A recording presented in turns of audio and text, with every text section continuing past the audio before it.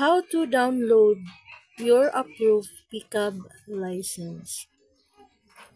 Guys, sundan nyo lang po ang video para malaman nyo po kung paano ito i-download after na ma-approve po ito.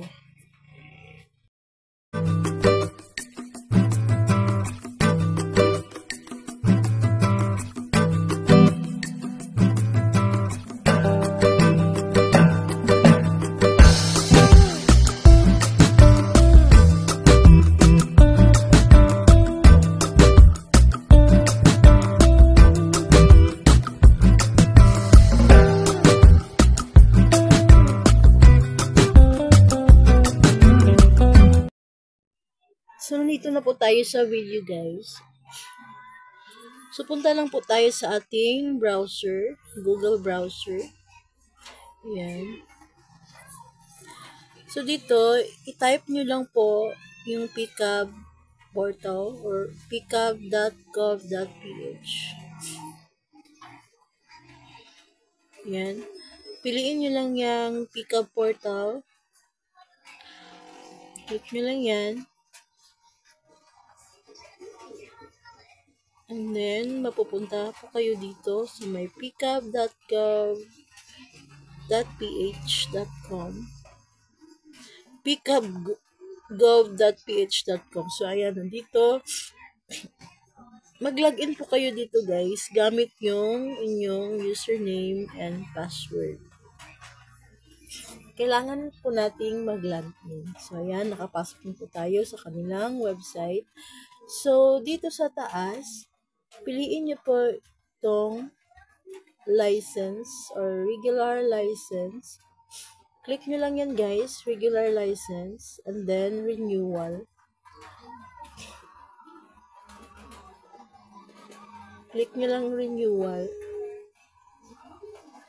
And then after that,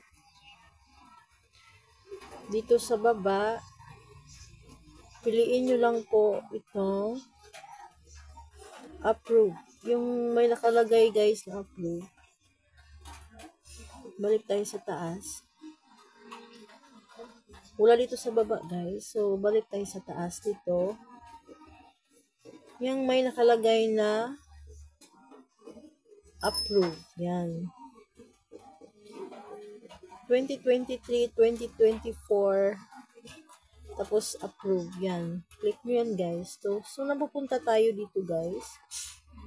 Yan. Technical evaluation, completed. Financial, completed. So, completed na lahat. Tsaka nakapagbayad na. So, approved na siya. So, license has been approved. Click nyo lang license. Click nyo lang yung license, guys. Tapos, basahin nyo po. Ipo yan, guys. Yung nakalagay dyan. License approved. Tapos, basahin nyo po.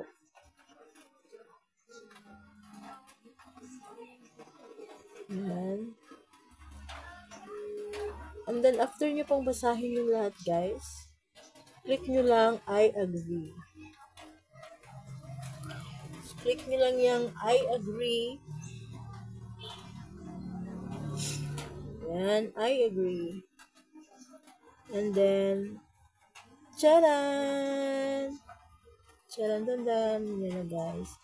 So, successful po nating na-download ang ating approved pickup license. So, yan na, guys.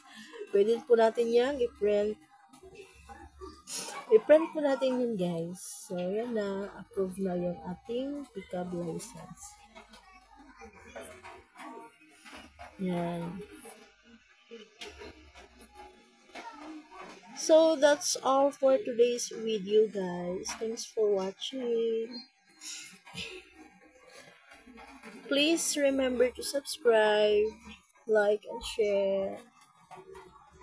Thank you so much, guys, sa inyong time. Till my next video po. Thank you so much po.